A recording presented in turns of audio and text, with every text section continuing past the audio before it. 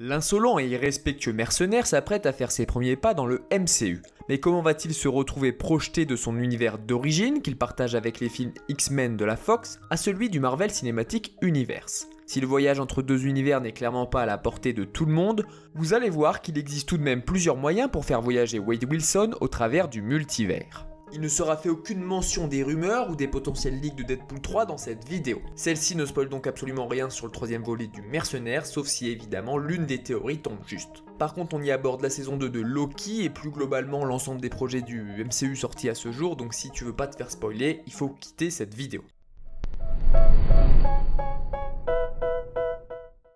Quiconque a vu Deadpool 2 et en particulier sa scène post-générique sait que l'intervention du TVA semble être l'option évidente pour amener Wade au sein du Marvel Cinematic Universe. Pour ceux qui ne l'auraient pas vu ou qui ne s'en souviendraient pas, on y voit Wade s'amuser à utiliser l'appareil temporel de Cable pour voyager dans le temps et y provoquer un joyeux bordel. Sauvetage de sa compagne qui devait mourir, ou meurtre de son variant aperçu dans X-Men Origins Wolverine, Deadpool ne se soucie pas une seule seconde des conséquences que pourraient avoir ses actes. Si à l'époque la Fox n'avait évidemment pas posé ces éléments en vue d'un raccord avec le MCU, il s'avère que c'est une véritable aubaine pour les têtes pensantes de Marvel Studios qui cherchent un moyen cohérent de ramener l'homme au collant rouge dans leur trame principale. Profiter de la saga du multivers pour relier les deux univers semble alors une opportunité en or, surtout lorsque l'on a introduit dans Loki une organisation traitant spécifiquement des problématiques de voyage dans le temps, le fameux tribunal des variations anachroniques, aussi connu sous l'acronyme TVA. Mais comment imbriquer cela de façon cohérente? Eh bien ce n'est pas aussi simple que ce qu'on pourrait croire et vous allez voir pourquoi. Le TVA qui travaille pour Kang avant le déploiement d'Hydrasil par Loki donc, n'évolue que dans un unique univers.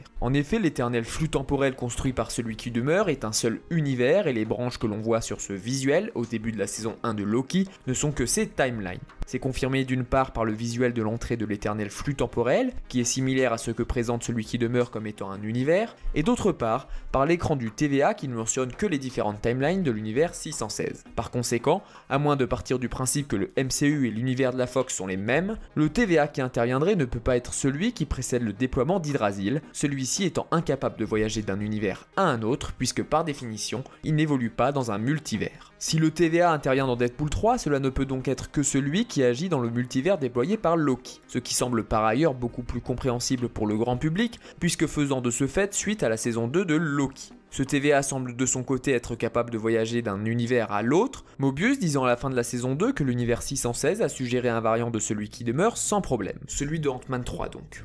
Cette mention spécifique de l'univers 616 laissant penser qu'ils interviennent désormais dans le multivers entier. Mais léger problème, cette version du TVA n'a plus pour objectif d'élaguer les branches divergentes puisque Loki a précisément redonné le libre arbitre à tous. Il semble plutôt que ce TVA cherche à lutter contre les agissements des variants de celui qui demeure. Mais du coup, pourquoi interviendrait-il dans le bordel temporel provoqué par Wade Wilson?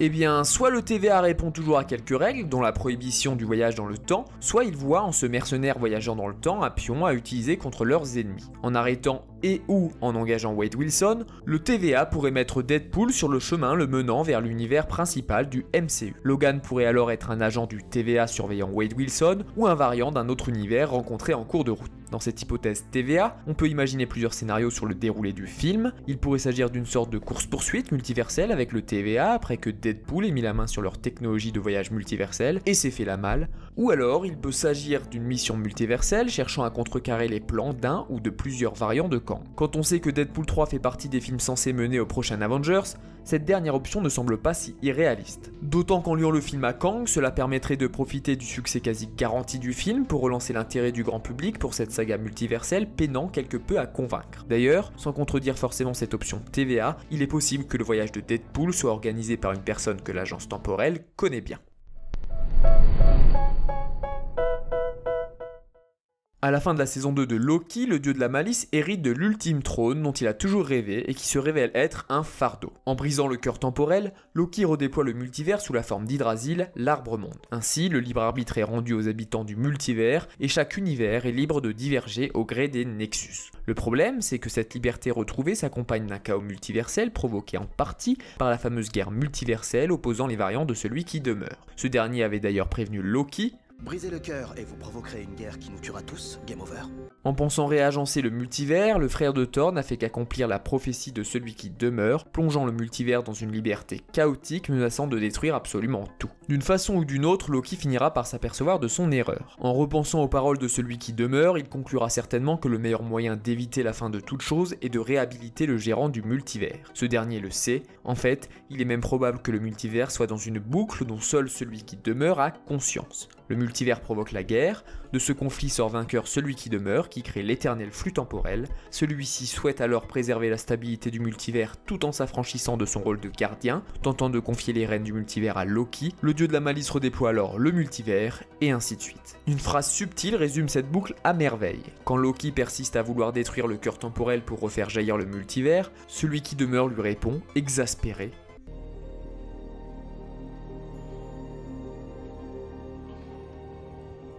Très bien.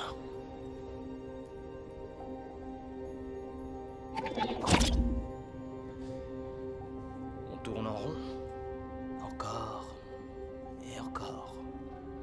Face à ce constat, il est possible qu'à la manière du gardien dans What If, Loki engage une multitude de personnages pour garantir l'avènement de celui qui demeure et pour lutter contre ses variants. Dans cette optique, le dieu de la malice pourrait contacter Wade Wilson et lui confier une mission que seul lui peut mener à bien. Imaginez que la bande-annonce de Deadpool 3 se termine sur une courte apparition du dieu nordique, ce serait le buzz garanti pour le film qui est déjà bien parti pour être un énorme succès. Mais Loki n'est pas le seul voyageur qui pourrait embarquer le mercenaire rouge dans une aventure cosmique. Quand on pense saga multiverselle, on pense Doctor Strange. Et ça tombe bien puisque le sorcier suprême est parti en voyage avec Cléa, la nièce de Dormammu. Vous allez peut-être me dire, mais quel rapport avec Wade Wilson? Eh bien les deux sorciers partent dans la dimension noire pour réparer une incursion que Strange aurait causée. Et alors là, attention, c'est probablement du très gros bullshit ce que je m'apprête à vous dire. Un doute subsiste sur la nature de la dimension noire de Dormammu aperçue dans le premier film de Doctor Strange. Elle est décrite comme étant hors du temps. Il est possible qu'elle soit de ce fait hors du multivers, sous la forme de nuages ou de la d'Hydrasil par exemple. D'ici, il serait facile de voir l'ensemble des incursions puisque celles-ci ne sont ni plus ni moins les collisions entre deux univers visibles dans la ramure de l'arbre cosmique. La dimension noire pourrait être le pendant du royaume quantique, ce dernier permettant de voyager d'une timeline à une autre au sein d'un même univers, et celle-ci permettant de voyager d'un univers à un autre au sein du multivers. Pour ceux qui connaissent un peu les comics, Marvel Studios pourrait faire de Dormammu l'incarnation de l'hiver noir, cette entité qui menace de dévorer l'ensemble du multivers. Ainsi, il n'est pas impossible, bien que cela reste peu probable, que Doctor Strange ait un rôle direct sur le voyage de Deadpool 3, en particulier si la prochaine option se révèle être la bonne. A mesure que nous allons nous approcher d'Avengers Secret Wars, les incursions devraient se produire de plus en plus fréquemment et n'avoir plus aucun secret pour le grand public. A ce propos, si tu cherches un guide qui résume tout ce que l'on sait du temps et du multivers dans le MCU, va checker cette vidéo. Pour rappel, lorsque deux univers divergent trop, le risque qu'ils entrent en collision augmente, provoquant une incursion qui menace de détruire les deux univers concernés. C'est ce que craignent les Illuminati dans Doctor Strange 2, leur univers divergeant grandement à cause de l'arrivée des voyageurs multiversels que sont Strange et America Chavez. En modifiant les timelines sans discernement, Wade Wilson pourrait pousser son univers à la collision avec un autre, celui du MCU par exemple, et se retrouver à devoir tenter de survivre à ce cataclysme cosmique. Un exemple récent d'incursion montre qu'il s'agit d'une des rares méthodes pour changer d'univers. Je parle évidemment de l'incursion à la fin de The Marvels, qui a vu Monica Rambeau voyager vers un autre univers avant de refermer la dite incursion. On peut même aller un peu plus loin, il est possible que l'univers dans lequel a atterri Monica soit celui des X-Men de la Fox, montrant la proximité entre cet univers et le MCU, laissant penser que d'autres incursions entre ces deux univers pourraient se reproduire. Bien sûr, cette hypothèse d'incursion peut très bien être couplée avec les précédentes options, n'arrivant par exemple que dans le dernier univers où passe Wade, après qu'il ait voyagé au travers du multivers.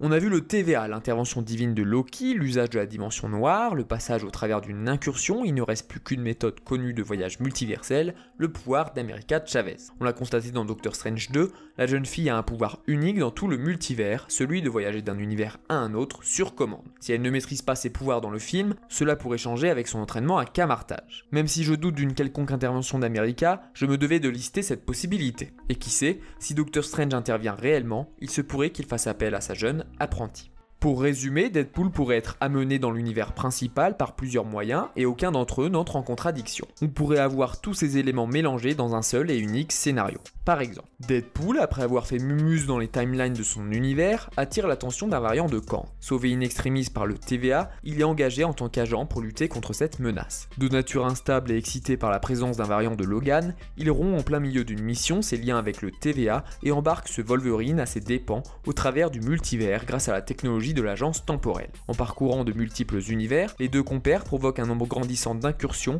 et attisent l'intérêt de tous les acteurs de la guerre multiverselle. Une ultime incursion semble les mener à leur perte, le film s'achevant sur l'effondrement des deux univers, emportant Wade et Logan dans les ténèbres. La première scène post-générique montre alors leur destin, ils finissent par être sauvés in extremis par America Chavez. Deuxième scène post-générique, Stephen se révèle être en contact avec Loki et tous deux tentent par tous les moyens d'éradiquer la menace des Kang. Privant Deadpool et Logan de la technologie du TVA, le dieu de la malice et le sorcier suprême élaborent un plan pour porter un coup dur au Conseil des Kang. Ayant eu vent d'une attaque programmée du Conseil des Kang sur la Terre 616, ils y envoient Deadpool et Logan, ouvrant la porte aux événements d'Avengers 5. Bon, j'ai écrit ça littéralement en 3 minutes, sans réfléchir particulièrement, donc il est évident que ce scénario en l'état est bof. Mais c'est surtout pour montrer que tous ces éléments peuvent tout à fait être repris par Marvel Studios et s'imbriquer dans un plan d'ensemble. On en saura plus évidemment avec la première bande-annonce du film qui est censée sortir lundi, et on verra si certaines théories s'avèrent justes ou non. Je vais évidemment décortiquer ce trailer, donc si ça t'intéresse, abonne-toi, si t'as aimé cette vidéo, laisse un pouce bleu. On se retrouve très bientôt, à la prochaine.